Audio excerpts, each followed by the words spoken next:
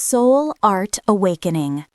The pulse of Seoul is a relentless rhythm, a staccato beat of neon, steel, and ambition.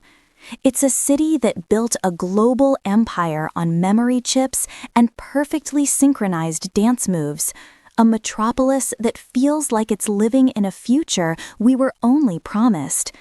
The common narrative is one of impossible speed, of the miracle on the Han River, a story of a nation pulling itself from the ashes of war into the blinding glare of the 21st century. We see the gleaming towers of Gangnam, we hear the global anthems of K-pop, and we taste the culinary genius that has captivated the world. But this story, the one broadcast on every screen, is an incomplete one. It's the polished surface of a much deeper, more turbulent ocean. Beneath that gloss, in the city's forgotten alleyways, in the cavernous shells of abandoned factories, and behind the unassuming doors of walk-up apartments, a different kind of miracle is taking place. A raw, defiant, and utterly radical art scene is erupting, one that doesn't ask for permission and certainly doesn't wait for an invitation. This is the Seoul that doesn't make it into the tourist brochures.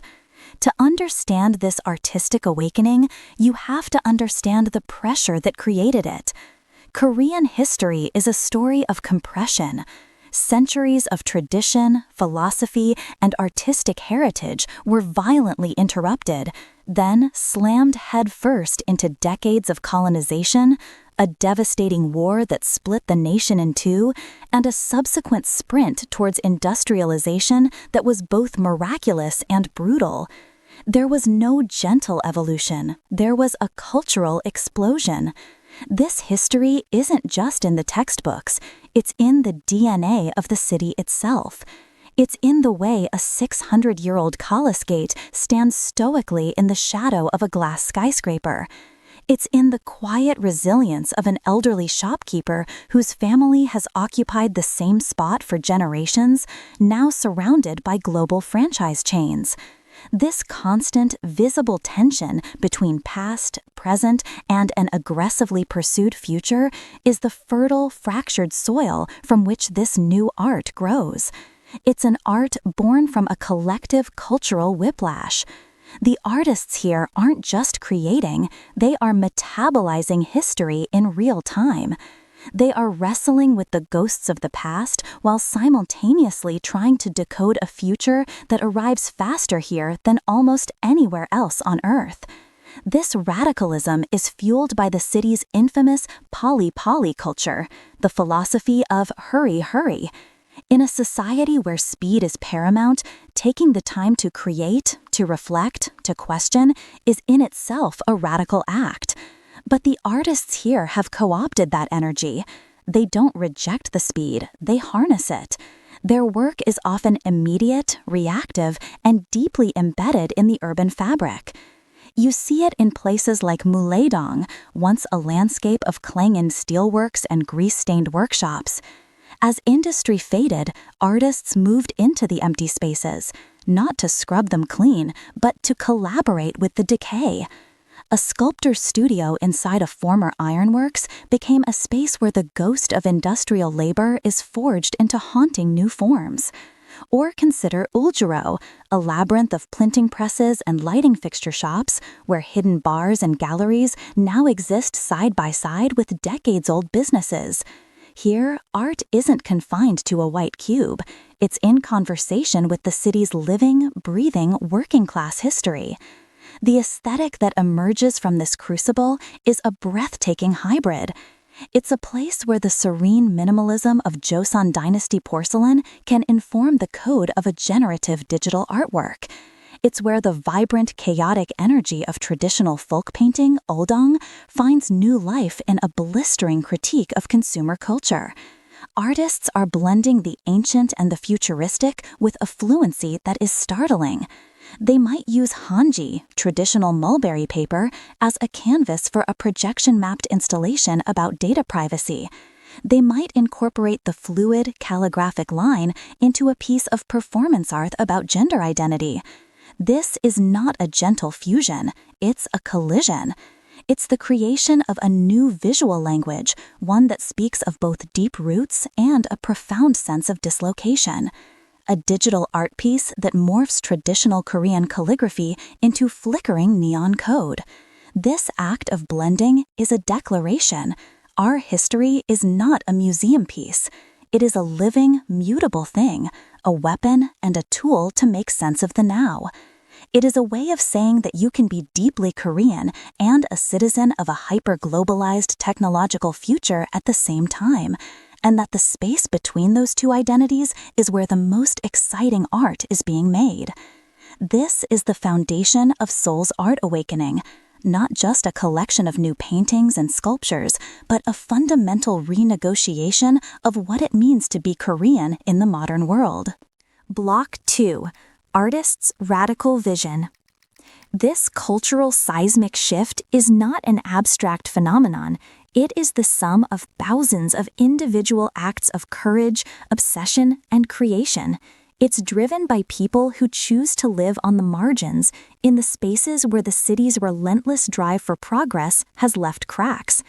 To understand the movement, we have to step inside these secret lives, into the studios that are also bedrooms, into the minds of the artists who are its engine. Let's call our first artist Min Jun. His studio isn't a sprawling industrial loft. It's a cramped 25-square-meter apartment in a concrete tower block, a space he shares with 3 servers that hum day and night. The air is thick with the smell of ozone and instant coffee. Min Jun is a digital shaman. He doesn't work with paint or clay. His materials are raw data, AI algorithms, and the digital ghosts left behind by our online lives. He scrapes social media for trending hashtags, news feeds for images of protest, and public archives for forgotten folk tales. He then feeds this chaotic stream of information into an algorithm he built, a piece of code he calls his digital subconscious.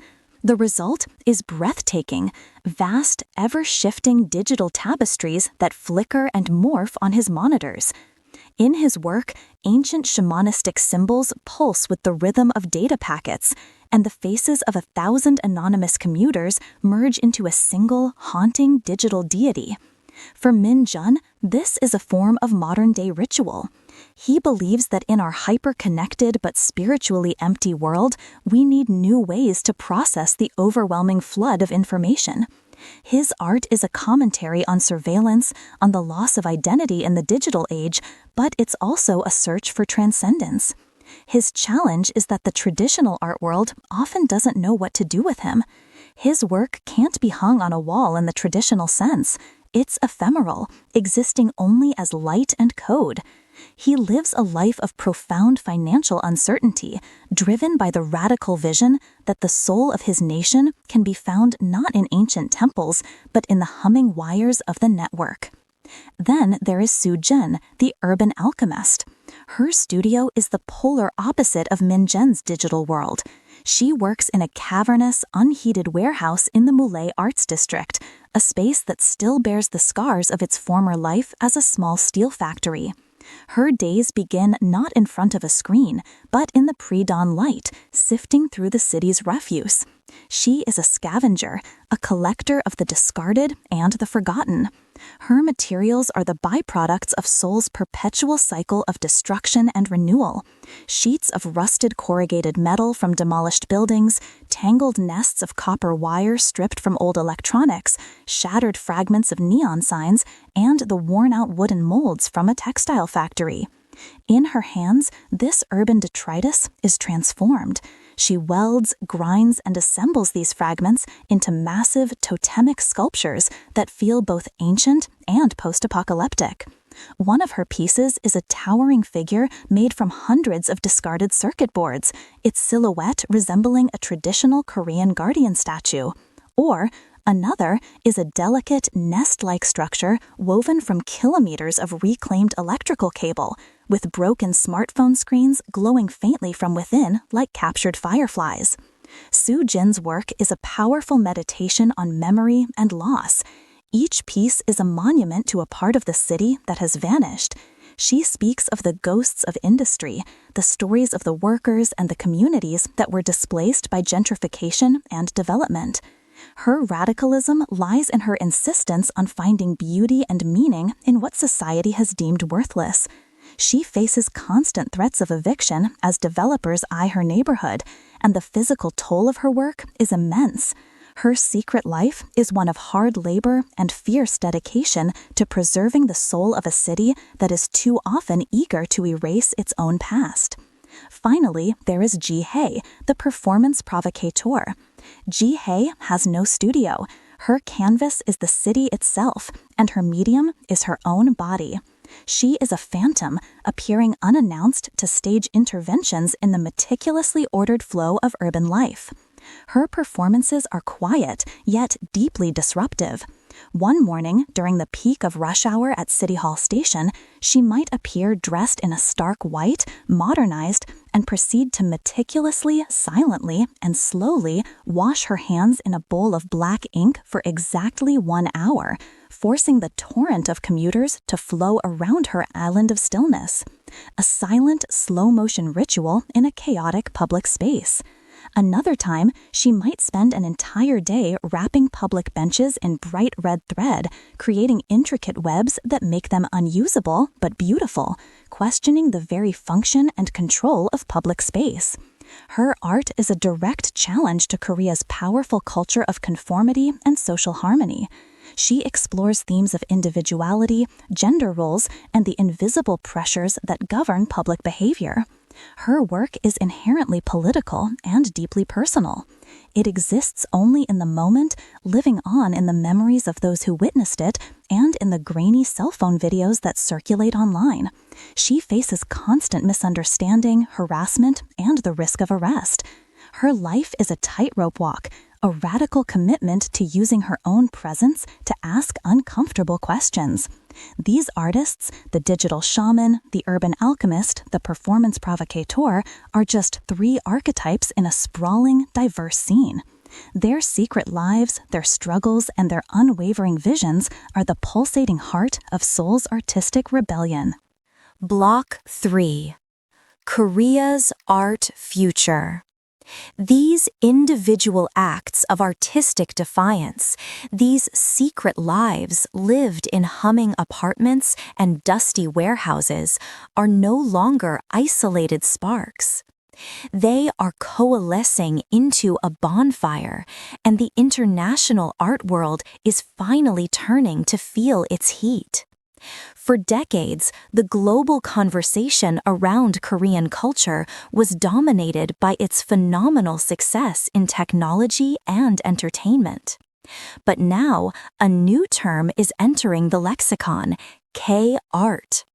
The establishment of major international art fairs like Frieze Seoul has thrown a global spotlight on the city, drawing in collectors, curators, and critics who are discovering a scene of astonishing depth and originality.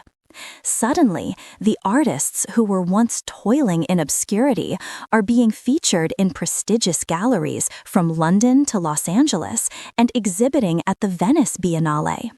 The world is realizing that the same creative energy that produced global pop sensations is also fueling a profoundly serious and complex contemporary art movement. This newfound recognition is a powerful validation, a sign that the unique visual language being forged in Seoul is not just locally relevant, but universally resonant. It's a moment of arrival. But it is also a moment of peril. The central conflict now facing this movement is a battle for its soul. How does an art scene built on raw, anti-commercial, and often ephemeral work navigate the ravenous demands of the global art market? It's a profound paradox. The very qualities that make the art radical, its use of decaying materials, its existence as pure digital code, its temporary nature as a public performance, are the qualities that make it difficult to package and sell. An investor can't easily hang a 1-hour subway station performance above their sofa. A corporate lobby might not be the ideal home for a haunting sculpture made of industrial waste. This tension is forcing artists and the ecosystem around them to innovate. We see the rise of NFTs as a way to monetize digital art, providing a new path for artists like Minjin. We see a growing market for high-quality photographic and video documentation of performance pieces, turning a fleeting moment into a collectible artifact. But this also raises uncomfortable questions. Does creating an NFT of a piece that critiques digital consumerism dilute its message? Does selling a photograph of a protest piece strip it of its political power? These artists are now navigating a minefield, trying to find a way to survive and thrive without sacrificing the integrity that made their work vital in the first place. The future of this scene will be determined by the spaces that nurture it. While the big, established galleries are now paying attention, the real lifeblood of the movement remains in the margins. It's in the artist-run spaces, in basements and on rooftops, galleries that operate on shoestring budgets but offer complete creative freedom. It's in independent publications and online platforms that champion experimental work long before it's deemed commercially viable. These alternative institutions form a crucial support network, a community that values experimentation over profit. However, this ecosystem is fragile. The same global attention that brings opportunity also brings gentrification. The industrial neighborhoods like Mulay and Songsudong, once affordable havens for artists, are now becoming trendy hotspots. The very creatives who made these areas desirable are being priced out, forced to find new cracks in the city to inhabit. The explosive growth of the scene is a double-edged sword. Its success threatens to destroy the very conditions that allowed it to flourish. So what, in this context, truly defines radical? It's not just about a shocking aesthetic or a political slogan. The radicalism of Seoul's art scene lies in its profound honesty. It is a direct, unfiltered, and deeply personal response to the extreme pressures and unique contradictions of modern Korean life. It's the radical act of slowing down in the world's fastest city. It's the radical act of finding value in the forgotten and the discarded. It's the radical act of insisting on a complex, nuanced identity in a world that often demands simple labels. Whether this explosive energy is sustainable remains to be seen. The forces of commercialization and gentrification are powerful, but looking at the ingenuity, resilience, and sheer creative force of these artists, it's clear they are not just reflecting their world. They are actively building a new one, pixel by pixel, weld by weld, and gesture by gesture. Their work is a declaration that the future of Korean culture will not just be exported. It will be fiercely debated, deconstructed, and reimagined from within. Their rebellion is just getting started.